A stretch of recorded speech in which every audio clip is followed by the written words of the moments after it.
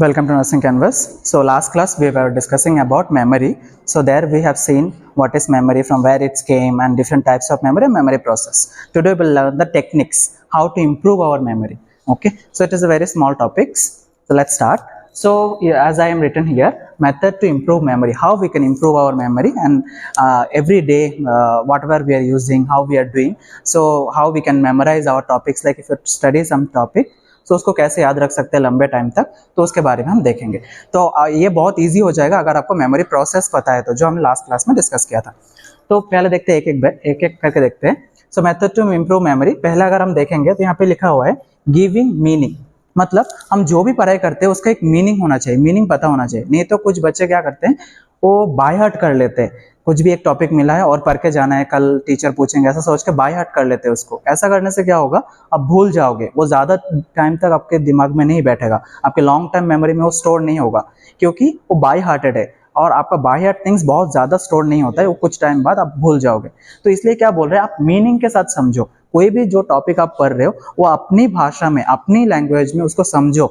समझ के आप याद करने की कोशिश करोगे तो जल्दी याद रहेगा, जल्दी याद हो जाएगा, और आप लंबे समय तक याद रख सकते हो। ये एक पहला टेक्निक हो गया कि giving meaning. So whatever you learn, understand and read whatever you do, but it should be with meaning, not by heart. Next one, if you see review.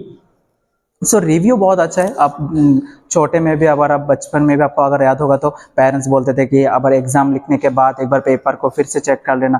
तो इसका मतलब होता है रिव्यू करना। मतलब मैंने जो जो लिखा है वो सही तरह से लिखा है कि नहीं, कोई टॉपिक छूट गया है क्या। तो रिव्यू करने से क्या होता है, हमारा जो मिस्टेक है वो हम उसको करेक्ट कर सकते हैं। वैसे ही जब आप कुछ पढ़ाई करते हो, आपकी मेमोरी में जब उसको स्टोर करने की कोशिश करते हो, तब क्या करना है, कुछ पढ़ाई करने के बाद बुक्स को बंद करो, एक रिव्यू करो उसको कि मैंने क्या क्या पढ़ाई किया, कितना पढ़ाई किया। ओके, हर एक जो मेन पॉइंट है, हर एक जो हेडलाइंस है, जो इंपॉर्टेंट हेडलाइंस आपने हाईलाइट किया, वो आपको याद आ रहा है कि नहीं, ऐसे रिव्यू करने की कोशिश करो। या बुक्स को बंद करके आप लिखने की कोशिश करो, जो जो आपने पढ़ाई किया उसका हाईलाइट और हेडलाइंस जो है, मेन पॉइंट्स जो है, उसको लिखने की कोशिश करो या याद करने की कोशिश करो। इसको बोलते हैं रिव्यू टेक्निक, जिसके वजह से क्या होगा, वो जो आपने इन्फॉर्मेशन स्टोर किया है आपको याद हो जाएगा, कहाँ आप छूट रहे हो, कौन सा पॉइंट पे आपको ज्यादा फोकस करना पड़ेगा, तो आपको ये याद हो जाएगा। उसको बोलते हैं रिव्यू टेक्निक। नेक्स्ट अगर आप देखोगे, इसको बोलते हैं स्पेसिंग स्टडी पीरियड। सो हमारे जो दिमाग है वो बहुत क्या होता है, एक स्थिर पे नहीं रहता, वो बहुत कभी यहाँ कहीं वहाँ। जैसे आपको लगता होगा कि अभी एनाटॉमी पढ़ लेते हैं, सडनली आपको लगेगा नहीं थोड़ा साइकोलॉजी पढ़ लेते हैं, नहीं थोड़ा फंडामेंटल पढ़ लेते हैं। ऐसा आप कंफ्यूज हो सकते हो, आपका मन जो है इधर उधर भाग सकता है। तो क्या होता है, उसको आप लॉन्ग टाइम तक एक जगह पे पकड़ के रखना, एक सब्जेक्ट के उसको कॉन्सेंट्रेट करना थोड़ा मुश्किल हो जाता है, और आप बोर भी फील हो सकते हो। तो इसलिए क्या कर सकते हैं हम, स्पेसिंग, थोड़ा स्पेस देना है। सोचो आपने 45 मिनट्स या 1 आवर तक पढ़ाई करने के बाद एक 10 मिनट्स का ब्रेक ले लो। लेकिन इसका मतलब ये नहीं कि आप ब्रेक लेके गाना सुनने बैठ जाओ, रील देखने बैठ जाओ, नहीं होगा।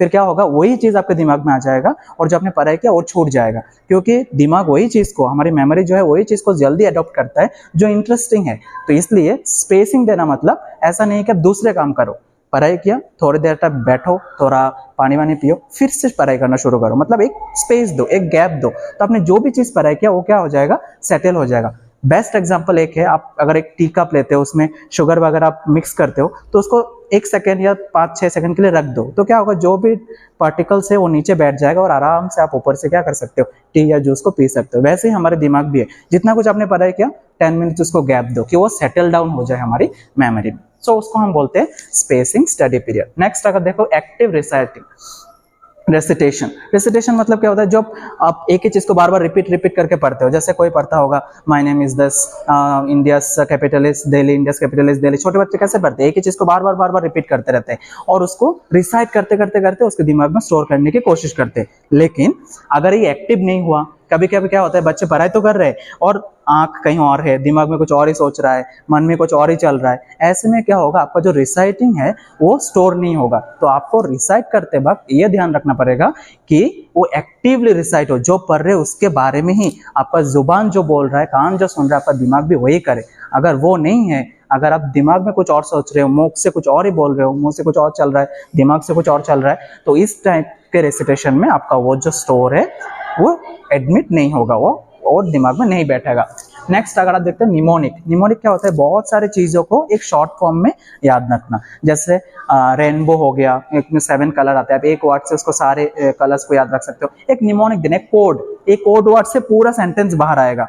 सोचो आपको एक पूरा 4-5 लाइन का पैरा याद करना है, लेकिन आप उस सबको एक निमोनिक से याद रख सकते हो। जैसे आपका वार्निंग साइन ऑफ कैंसर हो गया, जिसका हम क्वेश्चन बोलते हैं, so C stand for what, I stand for what, T stand for what, A stand for what, like that, उसको निमोनिक बोलते हैं। वो देने से क्या होगा, सिर्फ क्वेश्चन उतनी सी वर्ड में आपको पूरा वार्निंग साइन ऑफ कैंसर याद हो जाता है, तो उसको बोलते हैं हम निमोनिक्स। नेक्स्ट अगर आप देखते हो चंकिंग, चंकिंग मीन्स उसको तोड़ तोड़ के याद करना। सोचा आपको बहुत बड़ा नंबर आपको याद करना है, सो उस नंबर को डिवाइड कर करके याद कर सकते हो, like first 3 digit, that 2 digit, fourth 3 digit, like that, ऐसा करके आप क्या कर सकते हो, आप उसको याद कर सकते हो, उसको बोलते हैं चंकिंग। नेक्स्ट आपका आ जाता है जो लास्ट एंड बेस्ट मेथड है, उसको हम बोलते हैं visualize yourself teaching the material. आप ऐसा कर सकते हो, आप बुक्स लो, पढ़ाई करो, फिर ऐसा सोचो कि आप जो पढ़ रहे हो वो आप पढ़ नहीं रहे हो, आप किसी को पढ़ा रहे हो। जस्ट विजुअलाइज, आप ऐसे जगह पे हो, आपके सामने बहुत सारे ऑडियंस है, आप उस सबको समझाने की कोशिश कर रहे हो, तो उसमें क्या होगा, आप इन डिटेल्स पढ़ोगे और एक समझाने के तरीके से पढ़ोगे, तो क्या होगा, आपका जो भी चीज़ आपके दिमाग में हो वो बैठ जाएगा जल्दी। तो इसको बोलते हैं visualize yourself as a teacher और टीचिंग द मटेरियल्स। तो आप खुद as a audience visualize your audience and आप खुद से ही क्वेश्चन कर सकते हो कि इसका मतलब क्या हुआ, उसका मतलब क्या हुआ, ये ऐसे कैसे हुआ।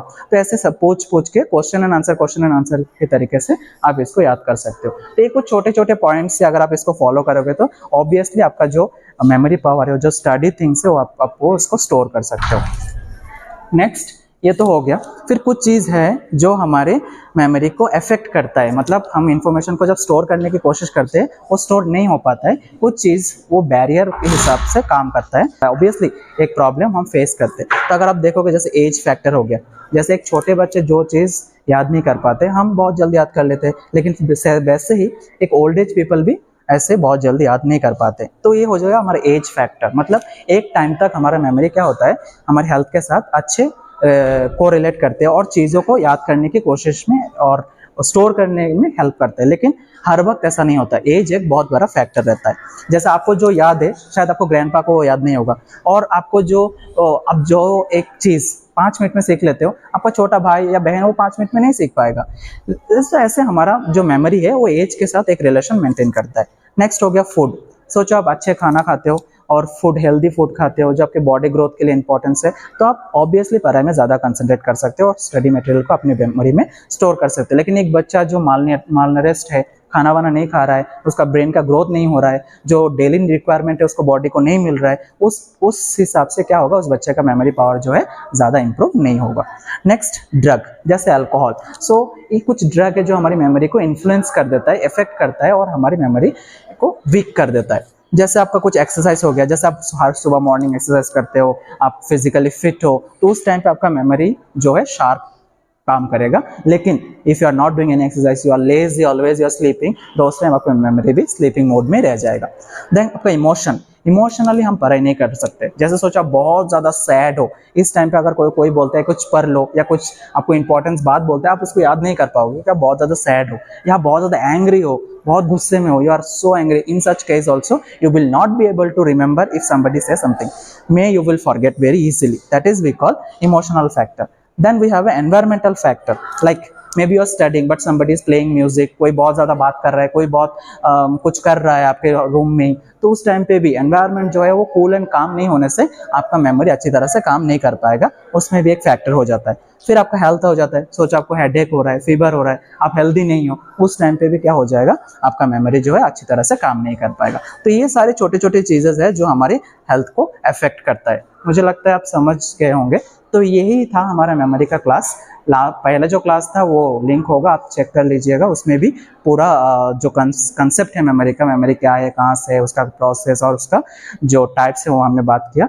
अभी इसमें हमने कुछ टेक्निक सीखा है जिसमें हम हमारी मेमोरी को क्या कर सकते हैं, इम्प्रूव कर सकते हैं, और कुछ फैक्टर है जो हम उसको मेंटेन करना चाहिए अच्छी तरह से, जिसके वजह से हमारा मेमोरी अच्छी तरह से काम कर सकता है। Thank you.